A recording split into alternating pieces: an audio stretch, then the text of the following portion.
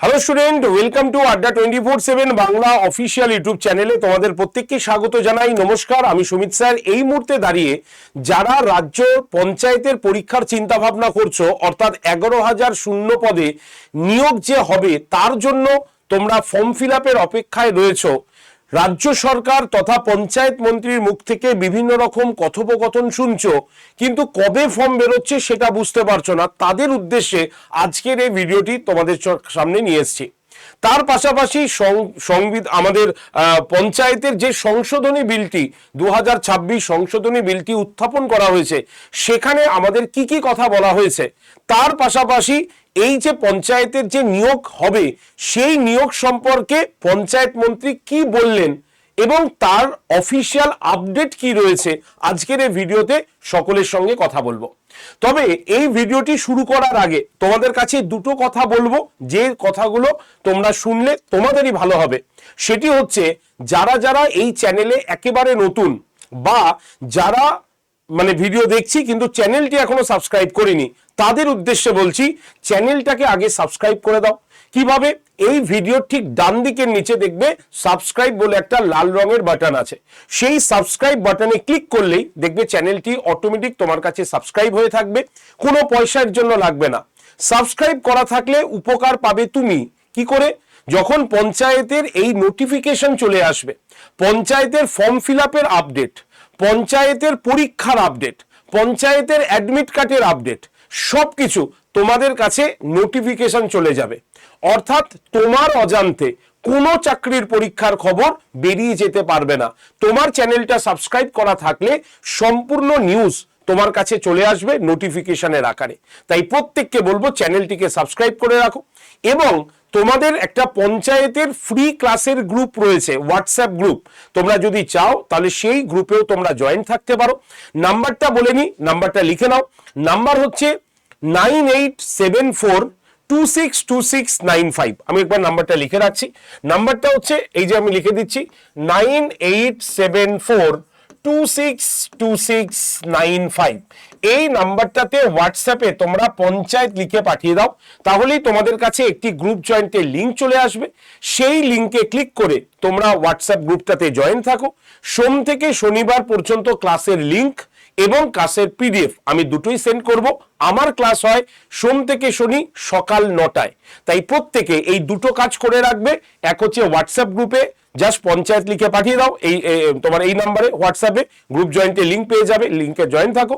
আর 2 নম্বর, যারা যারা চ্যানেলে নতুন বা চ্যানেলকে সাবস্ক্রাইব করেনি, অবশ্যই এই ভিডিওর ডান দিকের নিচে সাবস্ক্রাইব বাটনটাতে ক্লিক করে রাখো। আর যদি ভালো লাগে তাহলে অবশ্যই একটা লাইক করে দিও, ঠিক আছে? তো চলো আমরা শুরু করি। পঞ্চায়েতের এই সংশোধনী বিলটায় কি বলা হয়েছে দেখো। পঞ্চায়েতের যাতে পরিষেবা সঠিকভাবে দেওয়া যায়, পঞ্চায়েতের যাতে কোনো রকম দুর্নীতি না থাকে, এর জন্য নতুন সরকার ক্ষমতায় আসার পরই এই সংশোধনীটি তারা কিন্তু বিলটি পাশ করার চেষ্টা করছে বা পাশ করবে আর কি। তো এখানে শুধুমাত্র পঞ্চায়েতে নয়, রাজ্যের বিভিন্ন দপ্তরে দুর্নীতি ঠেকাতে বিভিন্ন সিস্টেম কিন্তু চালু হয়েছে। তো সেই হিসাবে পঞ্চায়েতও বাদ যায়নি।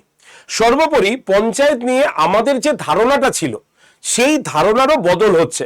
কারণ পঞ্চায়েতি এরিয়ার যারা রয়েছে তারা নিজেরাও জানো পঞ্চায়েত তোমাদের এতদিন কি পরিষেবা দিয়েছে। ফলে কি হলো, পরিষেবার কোনো নামমাত্র গন্ধ নেই। তো স্বাভাবিকভাবে রিক্রুটমেন্টের প্রসেসও নেই। আর রিক্রুটমেন্ট হলেও সেটা আমরা কেউ জানতামই না, ভেতর থেকেই রিক্রুটমেন্ট হয়ে যেত। তো এই সমস্ত জিনিসগুলোকে বন্ধ করার জন্যই পঞ্চায়েতের সংশোধনী বিল 2026 নিয়ে আসা হয়েছে। এই সংশোধনী বিলে পরিষ্কারভাবে পঞ্চায়েত মন্ত্রী ঘোষণা করেছেন, একদম বিধানসভায় দাঁড়িয়েই পরিষ্কারভাবে তিনি বলছেন সংসদে, যে পঞ্চায়েতের যে শূন্য পদ 6500 ছিল সেটা হবে না। এই মুহূর্তে দাঁড়িয়ে 11,000 শূন্য পদই দরকার, 11,000 খালি পোস্ট রয়েছে, এই পোস্টই রিক্রুট করতে হবে, 11,000-ই রিক্রুট করে দিতে হবে, ঠিক আছে? না হলে পঞ্চায়েতের কাজ বিঘ্ন হবে, নাম্বার 1। নাম্বার 2, পঞ্চায়েতের পরীক্ষা এবছরই হবে, এবছরই তাদেরকে রিক্রুট করাতে হবে, পরিষ্কারভাবে ঘোষণা করেছেন পঞ্চায়েত মন্ত্রী। এটা আমি জাস্ট তোমাদের বললাম, তোমরা সোশ্যাল মিডিয়ার প্ল্যাটফর্মে দেখে নাও, বিশেষ করে সংবাদ মাধ্যমগুলোতে দেখো, পরিষ্কারভাবে তুমি দেখতে পাবে। তো তার পাশাপাশি সংশোধনী বিলটায় কি আনা হয়েছে একবার আমরা দেখে নেব। নাম্বার 1, গ্রাম পঞ্চায়েতের তহবিল থেকে আমরা জানি পঞ্চায়েত হচ্ছে আমাদের ত্রিস্তরীয় ব্যবস্থা, এবং সেখানে সর্বনিম্নে গ্রাম পঞ্চায়েত, তারপরে হচ্ছে পঞ্চায়েত সমিতি, তারপরে হচ্ছে আমাদের জেলা পরিষদ, তাই তো? তো গ্রামের যেটা পঞ্চায়েত, তার যে হেড সে হচ্ছে পঞ্চায়েত প্রধান। তো পঞ্চায়েত প্রধান এতদিন তার খরচাপাতিগুলো তহবিল থেকে নিতে পারতেন নিজেই সই করে, এবার থেকে সেটা কিন্তু হবে না। কারণ দুর্নীতির জন্য দেখা গেছে, যাতে এরকম ভাবে দুর্নীতি প্রচুর হয়েছে, তার জন্য সেই দুর্নীতি ঠেকাতে গ্রাম পঞ্চায়েতের তহবিল থেকে অর্থ প্রদানের ক্ষমতা এক্সিকিউটিভ অ্যাসিস্ট্যান্ট এবং সচিবের সই ছাড়া, মানে চেকে সই ছাড়া কোনো টাকা পাবেন না পঞ্চায়েত প্রধান, একদম পরিষ্কারভাবে বলা হয়েছে। এটা একটা সংশোধনীর বিষয়। 2 নম্বর, প্রতি মাসে যে পঞ্চায়েতের আয় এবং ব্যয় হয়ে থাকে সেই হিসাবটা প্রধান এবং বিডিওর কাছে কে দেবে না এক্সিকিউটিভ অ্যাসিস্ট্যান্ট, তিনি কিন্তু এইটি প্রদান করে থাকবেন। ঠিক আছে, অর্থাৎ এই যে এক্সিকিউটিভ অ্যাসিস্ট্যান্ট, আমরা সবাই জানি তো যে পঞ্চায়েতের আমরা 3টে স্তর যেমন রয়েছে, তাদের 2 ধরনের প্রধান হয়। এক হচ্ছে আমাদের পঞ্চায়েতের রাজনৈতিক প্রধান, আরেকটা হচ্ছে আমাদের সরকারি পোস্টের। তো পঞ্চায়েতের রাজনৈতিক যদি গ্রাম পঞ্চায়েতের হেড হয় তাহলে সে পঞ্চায়েত প্রধান, আর যদি আমরা দেখি যে প্রশাসনিক দিক থেকে তাহলে এক্সিকিউটিভ অ্যাসিস্ট্যান্ট। পঞ্চায়েত সমিতির যদি দেখি তাহলে প্রধান হচ্ছে কি সভাপতি, আর এই পাশে হচ্ছে তোমার প্রশাসনিক প্রধান হচ্ছে বিডিও। আর যদি আমরা জেলা পরিষদ দেখি তাহলে জেলা পরিষদের হচ্ছে সভাধিপতি হচ্ছে রাজনৈতিক প্রধান, আর এইদিকে হচ্ছে প্রশাসনিক প্রধান হচ্ছে ডিস্ট্রিক্ট ম্যাজিস্ট্রেট। তো এই অবস্থায় প্রত্যেক মাসের আয় ব্যয়ের যে হিসাব সেটা এবার কিন্তু এক্সিকিউটিভ অ্যাসিস্ট্যান্ট বিডিওর কাছে জমা দেবে, ঠিক আছে, এবং প্রধানের কাছে জমা দেবে। নাম্বার 3 বলছে প্রধান বা উপপ্রধান যদি 15 দিন উপস্থিত না থাকে, অর্থাৎ অনুপস্থিত থাকে, তাহলে নির্ধারিত কর্তৃপক্ষ কি করবে? নির্ধারিত কর্তৃপক্ষ একজন এক্সটেনশন অফিসার বা উচ্চ মর্যাদা যুক্ত একজন আধিকারিককে সর্বোচ্চ 30 দিনের জন্য অ্যাডমিনিস্ট্রেটর হিসাবে নিযুক্ত করতে পারবেন। ঠিক আছে, যদি প্রধান বা উপপ্রধান 15 দিন অনুপস্থিত থাকে তাহলেই এটা কিন্তু হবে, এবং সেটা 30 দিনের জন্য। আর নেক্সট হচ্ছে টানা 2 মাস ধরে যদি পঞ্চায়েতের প্রধান বা উপপ্রধান অনুপস্থিতির জন্য কোনো বৈঠক না উপস্থিত করতে পারেন বা বৈঠক ডাকতে না পারেন, তাহলে কি হবে?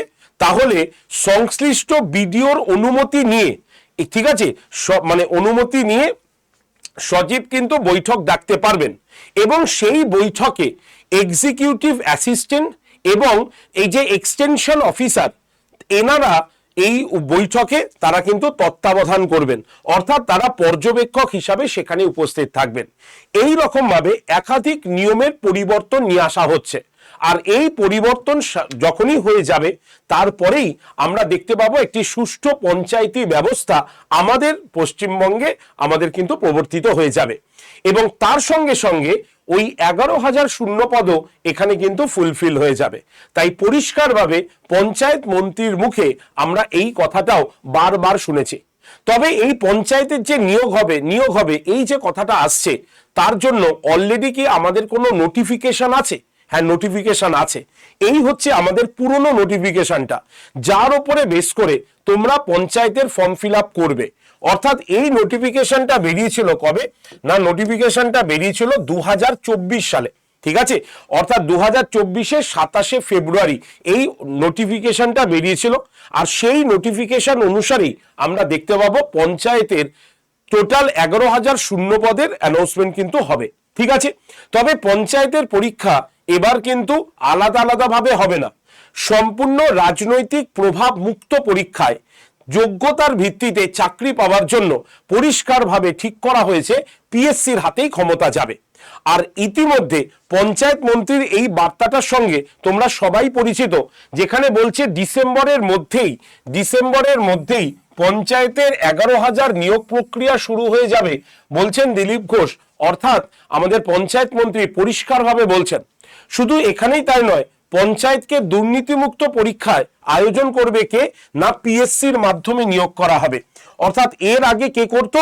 ডিস্ট্রিক্ট লেভেল সিলেকশন কমিটি এর আগে নিয়োগ করত পঞ্চায়েতের, কিন্তু এবার এই ডিস্ট্রিক্ট লেভেল সিলেকশন কমিশন আর কোনো ভূমিকা পালন করতে পারবে না, এবার পিএসসি এই ভূমিকাটা পালন করবে। তাই রাজ্যে পঞ্চায়েতের পরীক্ষা যারা ভাবছি আসবে না তাদের উদ্দেশ্যে বলছি পঞ্চায়েতের পরীক্ষা হবেই এবং সেইটা অলরেডি অ্যানাউন্সমেন্ট করা আছে। দেখো জোর দিয়ে বলছি আমরা, কেন বলছি? এক হচ্ছে নোটিফিকেশন আছে, 2 নম্বর বিধানসভায় বারবার মন্ত্রী ঘোষণা করেছে, নাম্বার 3 পঞ্চায়েতের সংশোধনী বিল উপস্থাপন হয়েছে, সেখানেও পঞ্চায়েত মন্ত্রী পরিষ্কার বলেছেন। সুতরাং তাদের এই কথাবার্তা মিলিয়ে এটা নিশ্চিত যে রাজ্যে পঞ্চায়েতের পরীক্ষা হবে এবং সেই পরীক্ষায় 11,000 শূন্য পদ নিয়োগ হতে চলেছে। এবার তোমার চিন্তা ভাবনার পরিবর্তন করতে হবে, পড়াশোনা করতে হবে। যখনই আমরা ভাবছি স্যার আসছে না, পরীক্ষা আসছে না, আমরা ফর্ম ফিল আপ করতে পারছি না, সেই মোমেন্টে যখনই এই প্রশ্নটা তোমার মুখে বা মনে আসবে তখনই তুমি নিজেকে একটা প্রশ্ন করো যে পরীক্ষাটা যদি আগামী মাসে চলে আসে তাহলে তুমি রেডি তো? তার জন্য তুমি প্রস্তুত তো? এই যে সবাই বলছে পরীক্ষা আসছে না, কি পড়বি? আরে আগে অ্যানাউন্সমেন্ট হোক তারপরে পড়বি। এই যে প্রশ্নগুলো শুনে তোমার মনটা যে দুঃখ পাচ্ছে, তোমার মনটা যে মনে হচ্ছে যে পরীক্ষা আদৌ হবে কিনা জানি না, তাদের উদ্দেশ্যে বলছি নিজেকে প্রশ্ন করো। পরীক্ষা তো হবেই, গ্যারেন্টি পরীক্ষা হবে, কিন্তু পরীক্ষাটা যদি তোমাকে পরের মাসে দিতে বলে তুমি পরীক্ষাটা দিতে পারবে তো? রেডি তো তুমি? যদি তোমার উত্তর বলে যে না পরের মাসের থেকে একটু তারপরের মাস হলে ভালো হয়, তাহলে বলবো পড়াশোনা শুরু করো এখন থেকে। ঠিক আছে, পড়াশোনা শুরু করো, আশেপাশের কথাবার্তা বাদ দাও, ভালো করে পড়াশোনা করো। যদি নিজে ভাবো পড়বে তো নিজেই পড়ো, কিন্তু পড়াশোনা করো, না হলে এই সুযোগ কিন্তু হারাবে। মাত্র 4টে সাবজেক্ট এই পঞ্চায়েতে আছে, যদি এই 4টে সাবজেক্ট মানে সব থেকে কম সিলেবাসের পরীক্ষা এই পঞ্চায়েতে আমাদের। ঠিক আছে, কারা কারা পরীক্ষা দেবে চলো বলে দিই। দেখো পঞ্চায়েতে কারা কারা পরীক্ষা দেবে, ক্লাস 8 পাস যোগ্যতায় যারা পঞ্চায়েতের পরীক্ষা দিতে চাইছো তাদের মধ্যে পঞ্চায়েত কর্মী আছে, গ্রুপ ডি রয়েছে, পঞ্চায়েত সমিতির পিয়ন রয়েছে। অর্থাৎ 8 পাস যোগ্যতায় এই 3টে পোস্টে তুমি কিন্তু অ্যাপ্লাই করতে পারবে।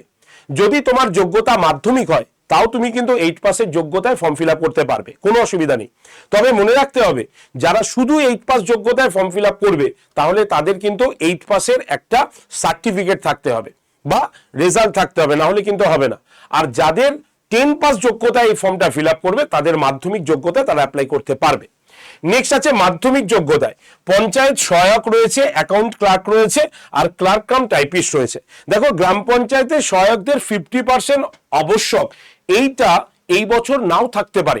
ঠিক আছে, অর্থাৎ মাধ্যমিক পাস যোগ্যতা হলেই এইটা তুমি পারবে। এখানে দেখো কম্পিউটারের দক্ষতা বলেছে, বলা হয়েছে কম্পিউটার অগ্রাধিকার, অর্থাৎ কম্পিউটার জানা থাকলে তুমি অগ্রাধিকার পাবে। ঠিক আছে, এটা কিন্তু পরিষ্কারভাবে বলা রয়েছে। তাই কম্পিউটারের সার্টিফিকেট থাকতেই হবে এটা নয়, তবে কম্পিউটারের সার্টিফিকেট থাকলে তুমি কিন্তু অগ্রাধিকার পাবে, একদম পরিষ্কার। আর কম্পিউটারের দক্ষতা থাকলেই তারা কিন্তু নিয়োগ করবে, এটা কিন্তু পরিষ্কারভাবে বলা রয়েছে। মানে ডিরেক্ট বলা না, কিন্তু ইনডিরেক্টলি এটাই কিন্তু মানে দাঁড়াচ্ছে। নেক্সট, যদি তুমি উচ্চ মাধ্যমিক যোগ্যতায় পরীক্ষা দিতে চাও তাহলে গ্রাম পঞ্চায়েত সেক্রেটারি পোস্টের পরীক্ষা দেবে। যদি স্নাতক যোগ্যতায় গ্র্যাজুয়েশন যোগ্যতায় দাও তাহলে স্টেনোগ্রাফার, এক্সিকিউটিভ অ্যাসিস্ট্যান্ট এবং পঞ্চায়েত সমিতির অ্যাকাউন্ট ক্লার্ক এই পোস্টে তুমি দিতে পারো। যদি টেকনিক্যাল যোগ্যতায় পরীক্ষা দাও তাহলে নির্মাণ সহায়ক মানে সিভিল ইঞ্জিনিয়ারিং যোগ্যতায় তুমি নির্মাণ সহায়কের পরীক্ষাটা কিন্তু দিতে পারবে। ঠিক আছে, তাহলে বুঝতে পারছো এই যোগ্যতাগুলো তোমার যদি ফুলফিল থাকে তাহলে তুমি কিন্তু এই পোস্টগুলোর জন্য অ্যাপ্লিকেবল। বোঝা গেল? এবার বলি পরীক্ষার নম্বর। পরীক্ষা কিন্তু 85 নম্বরে হবে, মাত্র 4টে সাবজেক্ট তোমাকে পড়ে যেতে হবে। 4টে সাবজেক্টের মধ্যে রয়েছে অঙ্ক, একদম পরিষ্কার অঙ্ক। কত নম্বরের? 25 নম্বরের অঙ্ক রয়েছে। রয়েছে তোমার ইংরেজি 25 নম্বর, অঙ্ক 25 নম্বর, বাংলা 25 নম্বর। হলো তাহলে পাটিগণিত 25 নম্বর, বাংলা 25 নম্বর, ইংরেজি 25 নম্বর আর সাধারণ জ্ঞান 10 নম্বর। এই সাধারণ জ্ঞানের মধ্যে তোমার রুরাল ডেভেলপমেন্ট এইটা কিন্তু যুক্ত হবে। এবার ইন্টারভিউয়ের মার্কস কিন্তু কমানো হয়েছে। যদি সেটা দেখা যায় ইন্টারভিউয়ের মার্কস 5 করা হয়েছে তাহলে বাকি কিন্তু এই রুরাল ডেভেলপমেন্ট বা জিকের মধ্যে ঢুকিয়ে দেওয়া হবে। বোঝা গেল? যদি ইন্টারভিউয়ের মার্কস 5 করা হয় এবং যদি তোমার পরীক্ষাটা 100তে হয়ে যায় তাহলে কিন্তু বাদবাকি সব এখানেই আসবে। দেখো 25, 25, 50 তোমার হয়ে গেল কত? 75। আর বাকিটা যদি আমরা দেখি তাহলে কিন্তু এই মার্কসে থাকবে। বোঝা গেল? বোঝা গেল? তাহলে আমরা টোটাল 85 নম্বরের পরীক্ষা দেখছি এখানে। যদি এর থেকে বেড়ে যায় তাহলে এটা জিকের মধ্যে কিন্তু ঢুকে যাবে। দেখো 85 নম্বর কাউন্ট করে নাও, 25 25 50 75 75 আর 10 85, ঠিক আছে। বাকি আছে আমাদের ইন্টারভিউতে, ইন্টারভিউয়ের মার্কস কমলে সেটা কিন্তু এখানে ঢুকে যাবে। তো এইভাবে তোমাকে কি করতে হবে, পড়াশোনা রেডি করতে হবে, কারণ এই সিলেবাসে তোমাকে এগোতে হবে, ঠিক আছে। তাই সব থেকে কম সিলেবাসে তোমাকে মানে পঞ্চায়েত পরীক্ষাটাই রয়েছে। তাই যারা যারা পড়তে শুরু করেছো তারা বেশ ভালো করে পড়ো, রুটিন মাফিক পড়ো। আর যারা যারা শুরু করনি তারা এখন থেকে পড়াশোনা শুরু করো, প্রতিজ্ঞাবদ্ধ হয়ে পঞ্চায়েতের পরীক্ষা কিন্তু আসবে, ঠিক আছে। আর যদি তুমি মনে করো পঞ্চায়েতের প্রশ্ন যা আসবে গোল গোল করে দিয়ে চলে আসবে, কোনো নেগেটিভ মার্কস নেই, তাহলে ভুল ভাবছো। পঞ্চায়েতের পরীক্ষায় নেগেটিভ মার্কস আছে, অর্থাৎ তুমি যদি 4টে ভুল করো তাহলে তার জন্য কিন্তু 1 নম্বর তোমার কাটা যাবে। তাই নেগেটিভ মার্কস অবশ্যই আছে। তাই ভুলভাল অ্যান্সার করলে তোমার জানা জিনিস ভুল করে আসবে, সঠিক জিনিস থেকে নাম্বার কিন্তু কমে যাবে। তাই ভালো করে পড়াশোনা করো। আর এই পড়াশোনাকে যদি তুমি আরো মজবুত করে করতে চাও, যদি মনে করো স্যার আপনাদের গাইডেন্সে আমি পড়াশোনা করব, তাহলে একদম নতুন ব্যাচ মিশন পঞ্চায়েতের এই ব্যাচে তুমি অ্যাডমিশন নিতে পারো। এই যে ব্যাচটা তুমি দেখছো, এই ব্যাচটার মধ্যে দেখো প্রত্যেকটা সাবজেক্ট এখানে রয়েছে।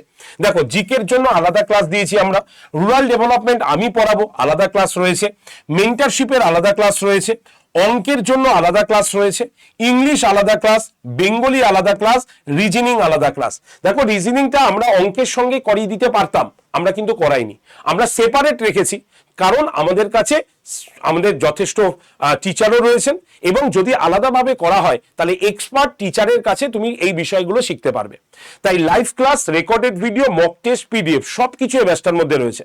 সব থেকে গুরুত্বপূর্ণ কথা, ব্যাচটা একেবারে নতুন ব্যাচ, অর্থাৎ এর আগে কোনো কিছু নেই। যারা ভাবো স্যার আমি একটা ফ্রেশ ব্যাচে পড়তে চাই, প্রথম থেকে পড়তে চাই, যেখানে কোনো রেকর্ডেড থাকবে না, আমরা লাইভ ক্লাস করব, তারপরে সেই ক্লাসটা রেকর্ডেড হবে, তাদের জন্য কিন্তু এই ব্যাচটা রয়েছে। ফুল কোর্স, সম্পূর্ণ প্রস্তুতি এখানে। লাইভ ক্লাস হয়ে যাবে, লাইভ ক্লাসে তুমি অ্যাটেন্ড করতে না পারলে ক্লাসটা অটোমেটিক রেকর্ডেড থাকবে, তুমি সেই রেকর্ডেড ভিডিও দেখে নাও। রেকর্ডেড ভিডিওর শেষে দেখবে তার নিচে একটা পিডিএফ রয়েছে, পিডিএফটা ডাউনলোড করে পড়ে নাও, পিডিএফ তুমি প্রিন্ট করাতে পারবে। তুমি যদি মক টেস্ট দিতে চাও, তোমার সময় মতো মক টেস্ট দিয়ে যাও। প্রত্যেকটা চ্যাপ্টার ধরে ধরে তোমাকে এখানে পড়ানো হবে, প্রথম থেকে বেসিক লেভেল থেকে তোমাকে পড়ানো হবে। তাই live class, recorded video, mock test, PDF সবকিছু এই ব্যাচটার মধ্যে দিয়ে দিয়েছি। তাই যদি তুমি এই ব্যাচটায় ভর্তি হতে চাও, তাহলে এই যে নাম্বারটা দেখতে পাচ্ছ, নাম্বারটা দেখে নাও। নাম্বারটা হচ্ছে, লিখে নাও তোমরা সকলে, নাম্বারটা হচ্ছে আমাদের তোমার 8130209247, ঠিক আছে। দেখো লেখা আছে, কি আছে দেখো, 8013492626, এই যে নাম্বারটা দেখতে পাচ্ছ, এই নাম্বারটাতে সরাসরি একটা কল করে নাও। এই যে নাম্বারটা আমি আবার বলছি, নাম্বারটা মিলিয়ে নাও। নাম্বারটা হচ্ছে 8013492626, দেখতে পাচ্ছ, এই নাম্বারে সরাসরি কল করে নাও এবং ব্যাচে ভর্তি হয়ে যাও। তোমাদের ডিসকাউন্ট কুপন কোডটা বলে দিই, Y368, এই কুপন কোডটা ব্যবহার করে নেবে। যারা এই কুপন কোডটা ব্যবহার করে নেবে তারা আরো 2টো ব্যাচ এক্সট্রা ফ্রিতে পেয়ে যাবে। কি কি ফ্রি পাবে? একটা স্মার্ট স্টাডির ব্যাচ এবং একটা সিএ ক্যাপসুল ব্যাচ, সম্পূর্ণ বিনামূল্যে তোমাদের এই মিশন পঞ্চায়েত ব্যাচের মধ্যে দিয়ে দেওয়া হয়েছে। তাই যারা ভর্তি হবে, ভর্তির আগে কল করো 8013492626 নাম্বারে অবশ্যই কল করে নিও। যদি তুমি একা নিজে ভর্তি হতে চাও, কিভাবে ভর্তি হবে আমি প্রসেসটা বলে দিই। প্রথমে আড্ডা 247, ADDA247 এই অ্যাপটাকে ডাউনলোড করবে। ডাউনলোড হয়ে গেলে অ্যাপটা ওপেন করবে, করে নিজের ফোন নাম্বার দেবে, নাম দেবে, লগ ইন করে নেবে। এরপর সিলেক্ট ইওর এক্সাম, যখনই অপশনটা আসবে তখন তোমাকে স্টেট এক্সাম অপশানে ক্লিক করতে হবে। ক্লিয়ার? তারপরে ওয়েস্ট বেঙ্গল হয়ে গেল। হয়ে যাওয়ার পর দেখবে অ্যাপটা এইভাবে ওপেন হয়ে গেছে। দেখবে ওপেন হওয়ার পর ডান দিকে নিচে স্টোর বলে একটা অপশন তুমি দেখতে পাবে। এই স্টোর অপশনটাতে ক্লিক করবে। যেই স্টোর অপশনে ক্লিক করবে দেখবে ফাইন প্রোডাক্ট বাই এক্সাম বলে একটা অপশন আসছে। সেখানে 3 নম্বরে WBPSC দেখতে পাচ্ছ, এই লোগোটাতে ক্লিক করবে। করলেই দেখবে ব্যাচটা এগুলো এইভাবে ওপেন হয়ে গেছে। এবার তুমি স্ক্রল করে দেখে নাও যে তোমার ব্যাচটা কোথায় আছে, অর্থাৎ এইখানেই তোমার ব্যাচটা তুমি দেখতে পাবে। মিশন পঞ্চায়েত ব্যাচটা লেখা রয়েছে, সেই ব্যাচের ছবি বা লেখাতে এইভাবে ক্লিক করবে। দেখো এত দাম কিন্তু লাগবে না, দাম কমে যাবে। তাই তোমাকে ব্যাচের ছবি বা লেখাতে ক্লিক করলে ব্যাচটা ওপেন হয়ে যাবে। সেখানে তুমি দেখতে পাবে অ্যাভেলেবেল, এই যে অফার্স অ্যান্ড ডিসকাউন্টের নিচে এরকম একটা খালি বক্স আছে, যেখানে একটা কুপন কোড লেখা আছে। অর্থাৎ ME20 কুপন অ্যাপ্লাইড লেখা থাকতে পারে, অথবা কুপন অ্যাভেলেবেল এই কথাটাও লেখা থাকতে পারে। তো যাই লেখা থাকুক না কেন, ওই সবুজ রঙের বক্সটাতে ক্লিক করবে, ঠিক আছে? অফার্স অ্যান্ড ডিসকাউন্টের নিচে যে কুপনটা লেখা আছে সেখানে ক্লিক করবে। ক্লিক করলেই তোমার নেক্সট পেজটা খুলে যাবে। সেখানে অ্যাভেলেবেল অফার্স বলে একটা অপশন দেখতে পাচ্ছ, দেখছো? তার নিচে একটা খালি বক্স থাকবে যেখানে লেখা থাকবে এন্টার কুপন কোড। সেখানে তুমি লিখবে ক্যাপিটালে Y368, লেখার পর এই যে অ্যাপ্লাই বাটনটা আছে সেখানে ক্লিক করে দেবে। যেই অ্যাপ্লাই বাটনে ক্লিক করবে দেখবে এই পেজটা খুলে গেছে। খোলার পর ইউজ কয়েন বলে যে বক্সটা থাকবে তার পাশের যে বক্স সেখানে ক্লিক করবে, রাইট হয়ে যাবে। দিয়ে দেখবে ব্যাচের দাম আসবে 1057 টাকা। যদি এর থেকে বেশি হয়েছে তাহলে তুমি সরাসরি আমাকে কল করে নেবে। নাম্বারটা লিখে নাও যে কোন নাম্বারে কল করবে। এই যে নাম্বারটা হচ্ছে 8013492626, এই যে নাম্বারটা 8013492626 নাম্বারে কল করে নেবে যদি এর থেকে বেশি দেখায়। আর যদি 1057 টাকাই দেখায় তাহলে এই বাই নাও অপশানে ক্লিক করলে দেখবে তোমার পেমেন্ট অপশান খুলে গেছে, ঠিক আছে? যদি তোমার ওই ফোনেই ফোনপে বা গুগল পে থাকে তো সরাসরি এই পেমেন্ট অপশানে ক্লিক করলে তুমি দেখতে পাবে ফোনপে বা গুগল পে আছে, ক্লিক করবে, কন্টিনিউ করবে, প্রসেস হয়ে যাবে। আর যদি অন্য ফোন থেকে পেমেন্ট করতে চাও তাহলে কি করবে, এই যে লাল রঙের যে বক্সটা পে অপশানে ক্লিক করলে দেখবে এই পেজটা খুলেছে। সেখানে ওয়ালেট অপশানে ক্লিক করলে ফোনপে অপশানটা আসবে, ফোনপেতে ক্লিক করলে দেখবে এই পেজটা খুলেছে। এখানে তোমার কি আছে, যে নাম্বারটা লেখা থাকবে সেটাকে মুছে দেবে, দিয়ে যে নাম্বারে পেমেন্ট করবে সেই নাম্বারটা এখানে লিখবে। লেখার পর সেন্ড ওটিপি করবে। সেন্ড ওটিপি করলে যে নাম্বারটা তুমি লিখেছো সেই ফোনে দেখবে নর্মাল মেসেজ বক্সে একটা ওটিপি চলে আসবে। সেই ওটিপিটা এখানে বসাবে, দেখবে লেখার জায়গা উঠে যাবে। বসানোর পর ভেরিফাই লগইন পে অপশানে ক্লিক করবে, ঠিক আছে? যেই পে অপশানে ক্লিক করলে ওই ফোনটা, যে ফোনটার নাম্বার দিয়েছো সেই ফোনের ফোনপের অ্যাপটা খুলে নাও, দেখবে একটা আড্ডা থেকে মেসেজ গেছে, দেখলেই বুঝতে পারবে। সেখানে ক্লিক করে দাও, ব্যাস পেমেন্ট হয়ে গেল। আর এই প্রসেসগুলো যদি তোমার কোথাও অসুবিধা হয়, মনে করো যে স্যার আপনি ফোনে থাকুন, আমি এইভাবেই ভর্তি হব, আপনি যেভাবে বলে দেবেন সেভাবে ভর্তি হব, ক্লাস দেখব, ঠিক আছে, ক্লাস বুঝে নেব, ঠিক আছে? তো তাদের জন্য বলছি এই নাম্বারে কল করে নাও, 8013492626, এই নাম্বারে অবশ্যই একটা কল করে নিও, ঠিক আছে, ব্যাচে ভর্তির জন্য। তো চলো আজকের ভিডিও এইটুকু পর্যন্তই রাখছি। যারা যারা পঞ্চায়েতের পরীক্ষা দেবে তারা অবশ্যই ভিডিওটা একটু শেয়ার করে দিও এবং চ্যানেলটাকে অবশ্যই আগে সাবস্ক্রাইব করে রাখো, যাতে পঞ্চায়েতের আপডেটেড এবং অফিসিয়াল নোটিফিকেশন যখনই আসবে তার নোটিফিকেশনটার খবর যাতে তুমি সবার আগে পাও। তাই অবশ্যই তোমরা চ্যানেলটিকে সাবস্ক্রাইব করে রাখো, কোনো পয়সা লাগবে না। আর অবশ্যই হোয়াটসঅ্যাপ গ্রুপে জয়েন থেকে যাও। যদি তোমার কোনো প্রশ্ন থাকে কমেন্ট সেকশনে লিখতে পারো। আর চ্যানেলে যদি তুমি আজকের এই ভিডিওটা যদি তোমার ভালো লাগে তাহলে অবশ্যই শেয়ার করে ভিডিওটা একটা লাইক করে দিও সকলে, ঠিক আছে? ধন্যবাদ সকলে, সকলে ভালো থেকো।